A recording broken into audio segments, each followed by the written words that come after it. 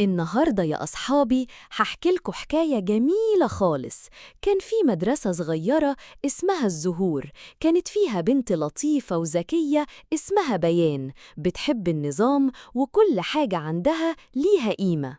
وبيان حبت توري لصاحبتها نور الهدية اللي مامتها جابتها ليها. بصي يا نور، دي السلسلة اللي جابتها لي ماما في عيد ميلادي، فيها حرف بي، بحبها جدا. وبعد شوية بيان بتفتح شنطتها تدور على السلسلة، تلاقيها مش موجودة. ياه، السلسلة اختفت.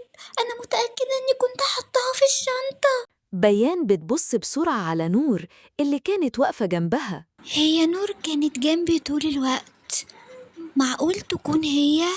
لكن قبل ما بيان تتكلم المدرسة دخلت وبدأت الحصة. وفي الفسحة بيان كانت بتحكي للبنات اللي حواليها عن اللي حصل، ونور كانت واقفة بعيد شوية مش سامعة. استني يا بيان، ممكن تكون وقعت منك. تعالي ندور عليها سوا بدل ما نظلم حد.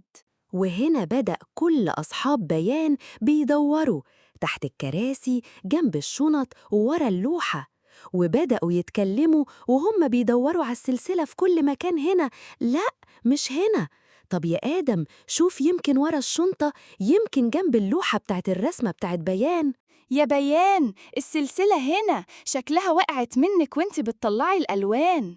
وهنا بيان قررت إنها تروح لنور وتقول لها: أنا آسفة يا نور، شكيت فيكي من غير ما أتأكد.